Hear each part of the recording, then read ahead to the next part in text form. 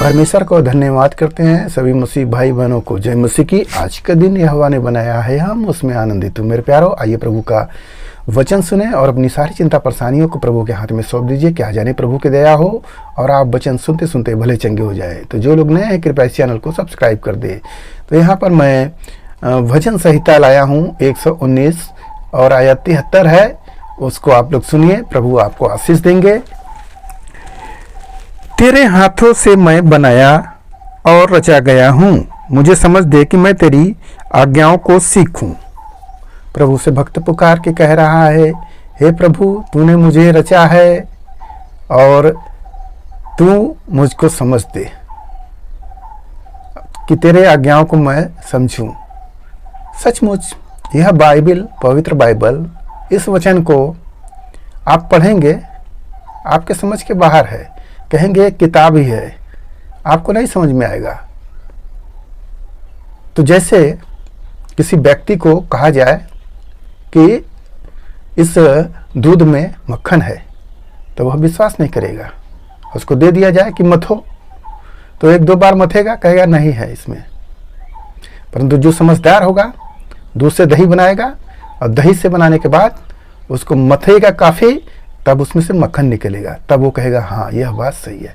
वैसे ही यह वचन है, एक बार पढ़ेंगे नहीं समझ में आएगा, दो बार पढ़ेंगे थोड़ा समझ में आएगा, ऐसा ही 3-4 बार जब पढ़ेंगे तो आपको अच्छी तरह से यह खुल कर एक एक शब्द आपको बहुत सा वचन बोलने के लिए आपके मन में, आपके हृदय में बैठ जाएगा। वचन आपकी मेमोरी वचनों से भरे रहेगी। जैसे चाहेंगे वैसे वचन बोलेंगे।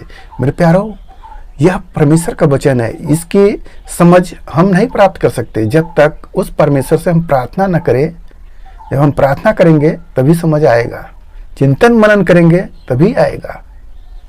तो आगे हम पढ़ते हैं,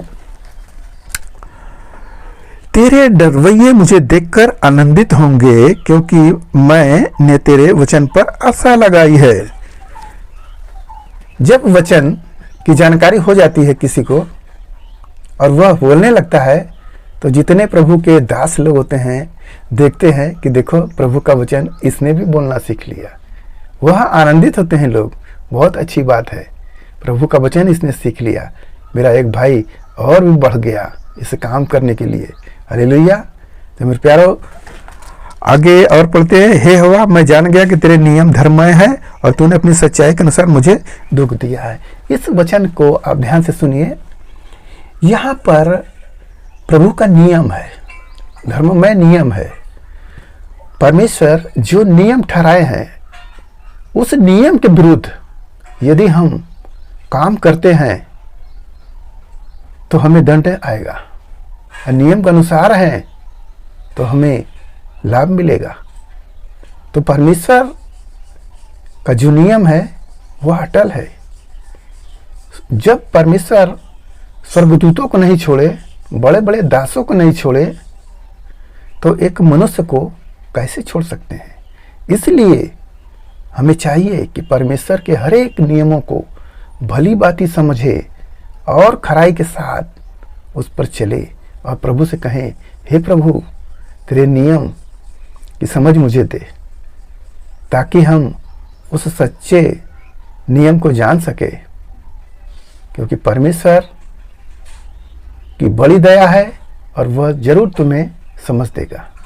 मेरे प्यारो, हम इस वचन से यह सीखते हैं कि परमेश्वर जो हमें दुख देता है तो हमारी गलतियों के वजह से ही होता है। यदि हम अपनी गलतियों को जान ले तो दुख हमारे ऊपर, दंड नहीं होगा, दुख नहीं आएगा, दंड नहीं मिलेगा।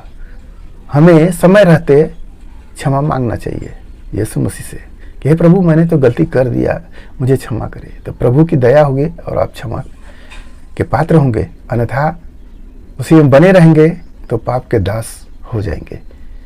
तो हमें परमेश्वर के नियम को भली भांति समझना चाहिए ताकि हमारे ऊपर दंड ना होने पाए। आइए आज के इस वचन से जो कुछ मिला उस पर ध्यान करिए। प्रभु आपको आशीष दे।